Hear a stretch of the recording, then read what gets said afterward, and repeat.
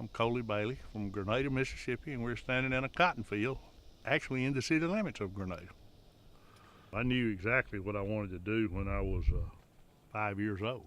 On Saturday mornings was my favorite day. Instead of watching cartoons, I'd be up and go to the farm with my dad. I used to accuse him of going places when I got a little older on Saturday that he never went except on Saturday because he had me to open the gaps in the fence to get to places that he wouldn't go by himself.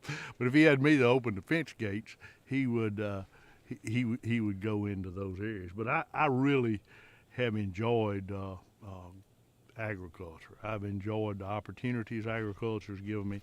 I've enjoyed the challenges in agriculture. I've enjoyed the people that I've met in agriculture. I believe that much of this country was established on the backs of people who were rooted in agriculture. In fact, Deborah and I today farm a farm that was owned by James K Polk, the 10th President of the United States, 11th President of the United States maybe. But that farm he bought in the mid-1830s, I believe, or maybe 1840, farmed it until his wife sold it after he had died, after he had retired from the presidency. And that farm has been in cotton for 175 years continuously. And it's still in cotton today, and we have developed techniques that allow it to be very, very productive, even though it's continuously in cotton. Techniques of winter rotations as opposed to normal rotations of cotton and corn, which are good, but our situation dictates that we farm cotton, and we do that. Many of the people in Congress today have very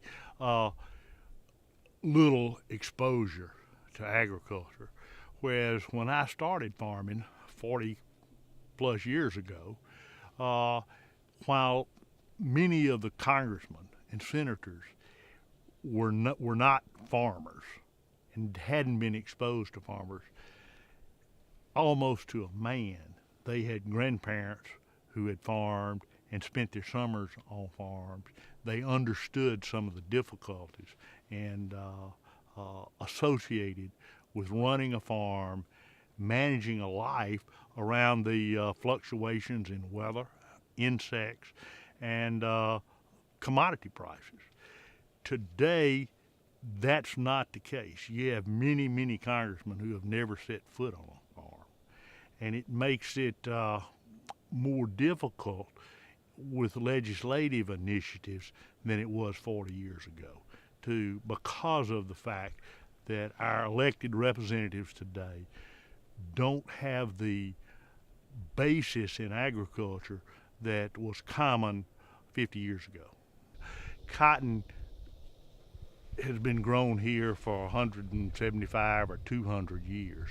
The Yallabusha River, which is just behind me, actually the cotton was initially harvested, ginned, baled, and put on flat-bottom boats in the Yallabusha River and shipped to Natchez and New Orleans for marketing. But when I was born, I'm not that old, but I grew up in Coffeyville, which is 20 miles north of here. It's up, the Grenada Lake is just behind me as well. But when I was born, there were approximately 300 families between and around Coffeyville and Grenada who made a living growing cotton. Today, there is one, and not that I'm such a large farmer. Maybe I'm a slow learner, but we have 3 employees, and those we being myself, my wife, my son, and his wife, own the farm and have 3 employees and 3,600 acres of cotton.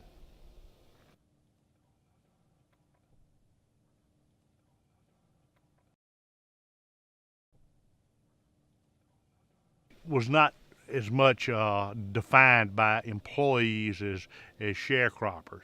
And a family of a husband, wife, and 3 to 5 children could do 10 acres of cotton. So 2 to 3 acres per person.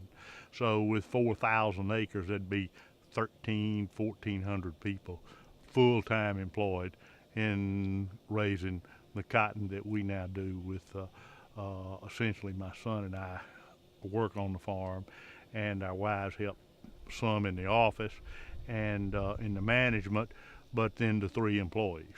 So we have what's that, 700 acres, 700 or 800 acres per employee, where when I was born it was 2 acres per employee or per person.